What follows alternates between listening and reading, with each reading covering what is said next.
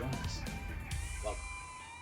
So today's topic is going to be Steve Blum, and he said something to me when I actually met him in person. He said, "I'll see you in the booth." Now, for those of you that are not quite sure, Steve Blum is arguably one of my most influential voice actors that I've ever had the pleasure of experiencing. Of course, Kevin Conroy, the GOAT, is top tier of all people. Don't get me wrong. But it was Steve that actually got me more into chasing this dream as an opportunity, as an option. When I first started working as an actor, I was all about the stage. That's all I cared about. But then I got into film because there's more opportunities, different ways of finagling things, and then I got into voice work, and then worked for the hip hop group, the 144, the Chosen Few. And we also have a follow up episode after this one that's going to talk about being back in the saddle again. That episode we called Back in the Saddle Again. But I digress. This episode is about Steve Blum and his influence on me. Now, for those of you that are not quite sure of who he is, what he looks like, what he sounds like, pretty much anytime you hear a very deep, robust, booming voice that has a little bit of soul to it, with a little bit of rasp, that's Steve Blum. He's pretty much primarily known for one voice, but he knows how to make it work in all the projects he's in. Now, I don't know about you, but my first foray into anime came from watching Toonami as a youngster. No, I can't remember exactly when I started, but I was having insomnia, like wicked bad. So I go downstairs and I watch TV, and they had Rurouni Kenshin, Trigun, all the Tenchi ones. God, there's a lot of Tenchi, like Tenchi Muyo, Tenchi Tokyo. I digress. Dragon Ball Z, of course. But then there was one little show that really got my attention, and that was Cowboy Bebop. Now, for a lot of people, Cowboy Bebop was the true bridge between watching American cartoons and Japanese animation, or anime. Still not an expert on it, but that's just what I understand. And Steve Blum was the lead character. He was Spike Spiegel. He was a humble bounty hunter, as he said. And what was amazing about him was this was one of his first projects he ever did. Like my man Kevin, he got in some gold really quick. Now, in episode 1 to 26, you get to hear him just say some really up the wall things and really obnoxious things. But what was always interesting is that there was a genuine nature to it all. Nothing was wasted. Every syllable, every grunt, every groan, every fight scene, every time that he was about to die, he just accepted it. He accepted his fate, and that's what made him so interesting to listen to and interesting to watch, to say the least.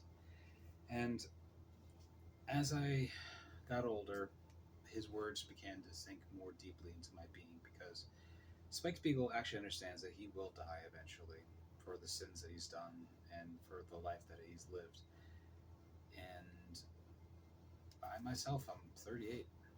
You know, in some regards, I'm middle aged. I might be middle aged at this point, and I have a choice to make. I can either say, "Well, that's all she wrote. I did my best. Deuces," or I could say, "I've done half my life this way. Got me so far. Let's see what comes next. Let's see how I can make my life even better than before." And since 2020, if you've been following, I've been on this journey of healing my trauma cycle. It was pretty bad as a kid, but I'm trying to get better every day. I've been learning that it doesn't have to be a perfectly productive day. As long as you get 1% better than yesterday, it's pretty good. It's better than most. It's good. It's good enough for me. And I've been on this kick to just constantly seize any and all opportunities that come my way. Whether it's doing a student film with some crazy guy that wants to make a casino and a condominium, to do a period piece with Courtney Akasan, joining the Chosen Few, the 144, as a It's just a voice actor that was in the right place at the right time. I'm just trying. That's my superpower. If you weren't aware. Anyway, we're getting off track. Let's get back to Steve. Now, Steve Blum has been such an impact on my life that I actually included him on my vision board. Right here, he's on the top of the back of it. Now, this is what he said. I suppose the biggest thing I learned is that I'm in it for the right reasons. I love my job as much now as when I first began. I still feel fully invested in every audition, every job, large or small, every appearance, every meeting with every fan.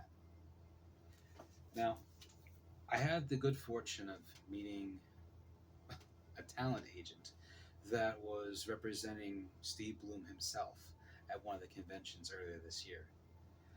That whole story is crazy. I was having a wonderful birthday drinks with my best buddy Chaz, who now wants to be called Charlie. I digress. And we always had the same discussion, a pilot episode needs to make me ask at least 15,000 questions within the first 15 minutes. I'm not interested in it. So we talk about Preacher. In the first 5 minutes of Preacher, 5, 10, 15 minutes of Preacher, you meet an entity that's going into people and exploding them, a vampire on an airplane, a woman that makes a bazooka out of Campbell's soup, and of course, our main lead, our protagonist. It's absolutely just bonkers. And this guy comes up and says, "Man, I gotta buy you guys a beer. You're definitely talking my language." And we, shot the shit for a little bit and found out that he is a talent representative for an upcoming convention. And uh, sure, why not? So we go and we were his guests and we were very gracious and we got to meet some wonderful talent. I mean, we got to meet Chris Sabat. We got to meet goddamn the voice actor of Yu Yu Hakusho. His name escapes me right now. I'm sorry, buddy. We met Johnny Young Bosch.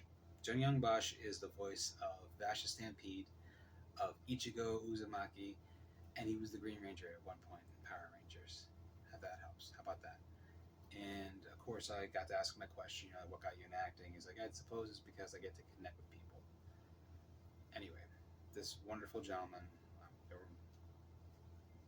helped us get into this show, and we got into another convention. But this time, Steve Blum was there. The Steve Blum. I mean, it was insane. You know, we wait in line, of course, and we meet Steve, and I tell him thank you for inspiring me to be an actor, to be a voice actor. And he even said something to me that was like kind of a common theme in both conventions. It's actors have to find their own path to where they're going, and just embrace it, embrace the ups and downs and in betweens, because that's just how it goes. Kevin Hart once said, I feel like whatever you've done in your career, good or bad, it's nothing but preparation for the big events to come. That rang through my head. And then when I got to Steve, I thanked him and I had him sign a a coaster that has Wolverine on it. Yeah, it's pretty cool. And then I showed him my vision board.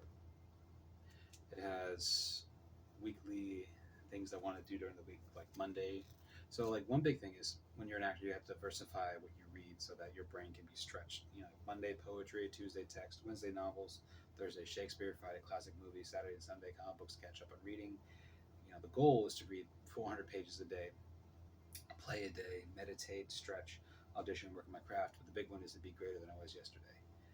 So I'm sorry again. So I go up to Steve and I show him my vision board and I show him that he's right here at the top.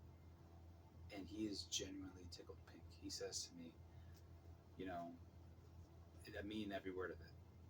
I am as invested as I was when I first began. Because meeting you guys, working with you guys, that's the dream.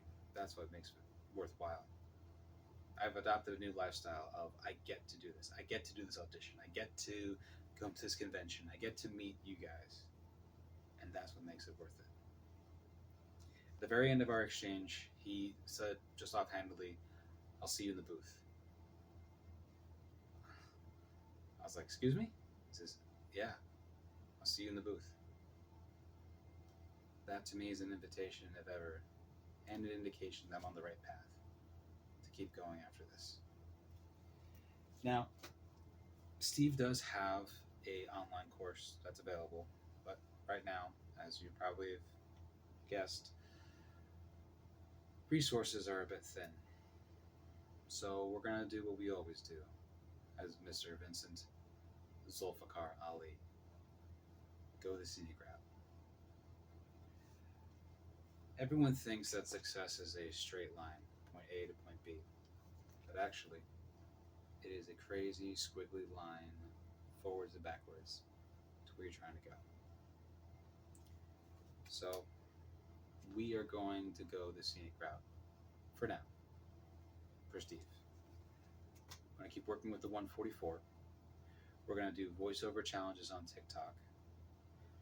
We're going to continue writing our own content with Pulling Back the Curtain and various other radio plays, and just get after it. Find any and all excuses to just improve myself so that I can do this for, well, a living and to live. I love acting. I love writing.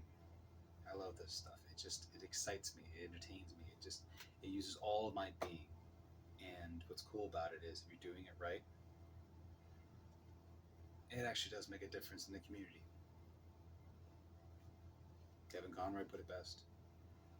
Batman is the most empathetic character of all the heroes. He sees the good in others. Steve Blum has allowed his craft to reach people and to help them feel catharsis. I mean, when he meets you, it's like seeing an old friend that you haven't seen in ages. It's warm, inviting, and just overall awesome. So, Steve, I will see you in the booth as a colleague, as a peer, and I'm very excited to be under your tutelage. Thank you for inspiring me, and thank you for doing what you do, not only as a voice actor, but just as an overall human being. I will use your words of I get to do this audition, I get to make this episode, I get to be behind the microphone, I get to help people, and it will definitely help me in the future. Well, that's our episode for the day. This is Vinny Ali with Pulling Back the Curtain with Vinny Ali, a deep dive into the creative mind. And I look forward to seeing you guys next time. Oh, look out for the new episode called Back in the Saddle again, which will be the follow-up episode. Yeah, I got thrown into a project with Twisto Flava. See you guys. Thank you for everything.